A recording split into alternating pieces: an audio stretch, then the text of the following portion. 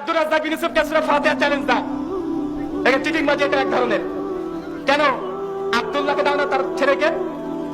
আব্দুর রাজ্জাকের সূরা ফাতিহা চ্যালেঞ্জ কেন? তার বেটা আছে তো, আছে না নাই? কথা বলেন। তার তিন বেটা আছে। আব্দুর রাজ্জাক বিন ইউসুফকে সূরা ফাতিহা চ্যালেঞ্জ দাও।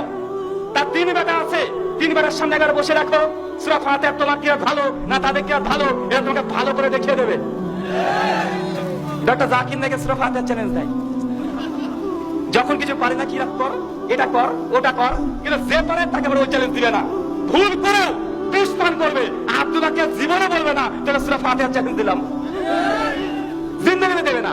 আব্দুর রাজ্জাক বিন ইউসুফ এবং আমার কিয়াতের মধ্যে টুটি বিচ্যুতি হয়, এটা তোমরা স্বীকারই করি দে ভাই। জড়তাটা থাকে, অনেক মানুষের জড়তা থাকে, শুদ্ধ উচ্চারণ হয় না। আমি প্রায় 23 বছরের পরে এই আরবি নিয়ে চর্চা করেছি, তাই আমার কিরাত আর যে ছোট কাল থেকে শিখে আসছে তার কিরাতের মধ্যে পার্থক্য হবে না? কথা বলেন।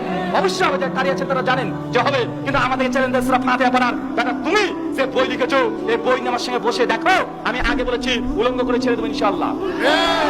আরে হাদিস আনাস থেকে যে বইয়ের নাম দিয়েছো মাসনাদ সাওয়াইদে, তোমাকে দেখাতে হবে, নসে তুমি যেই ভাষাতে বলো ওরে দাজ্জাল, এ দাজ্জাল তুমি হয়ে যাবে। কারণ তুমি মুজাফফর বিন মুহসিনকে অনেকবার দাজ্জাল বলেছো, আকবার বলেছো, আর মুজাফফর বিন মুহসিন নাকি জালাশের কবরে রাসূলুল্লাহ সাল্লাল্লাহু আলাইহি ওয়াসাল্লাম নাকি খেয়ানত করেছে। যারা ও যদি খেয়ানত করে তুমি সিটিংবাজি করেছো।